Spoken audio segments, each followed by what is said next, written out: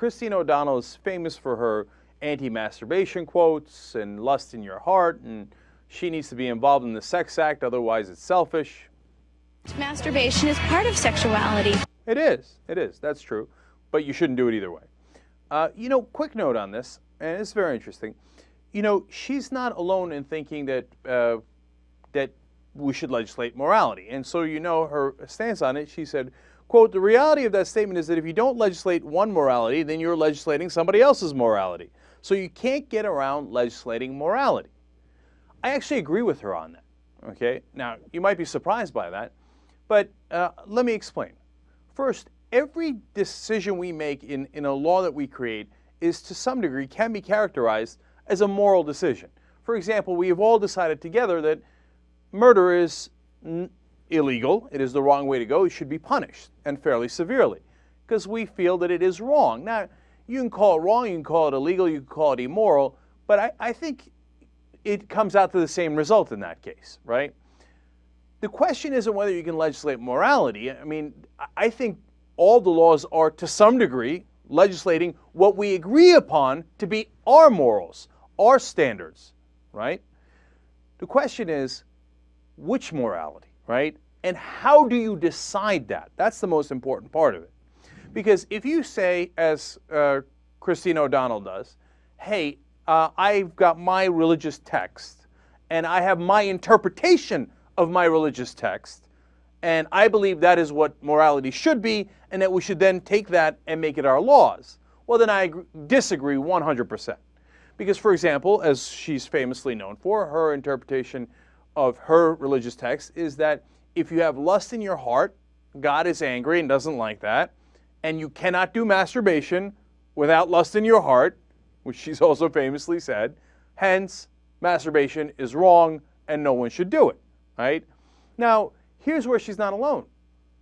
For example, Justice Antonin Scalia also believes we can legislate morality, including masturbation.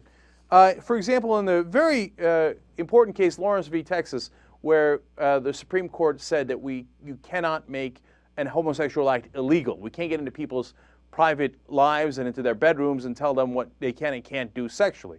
Now, Scalia dissented in that case and said, well, that's wrong.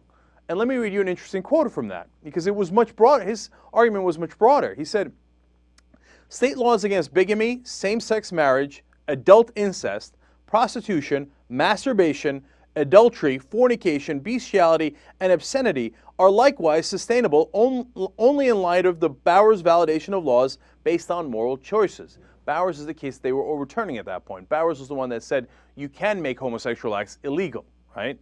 So Scalia is saying, no, if we say that we can't outlaw gay acts, well, then we can't outlaw all these other things, which we, of course, need to outlaw, like masturbation. And one giant piece of this hypocrisy is conservatives who pretend that they are concerned about the government getting between you and anybody else. Oh, don't get between me and my doctor. I don't want government bureaucrats here or there. What a bunch of liars. No, they want the government in your bedroom. Don't do that. Maybe this. No, you can't do that. I'm going to legislate that. I mean, when it comes to masturbation, they want the government to get between you and your hand. That's how much they want the government in your private lives. And that's crazy. And here's the second critical part of this, right?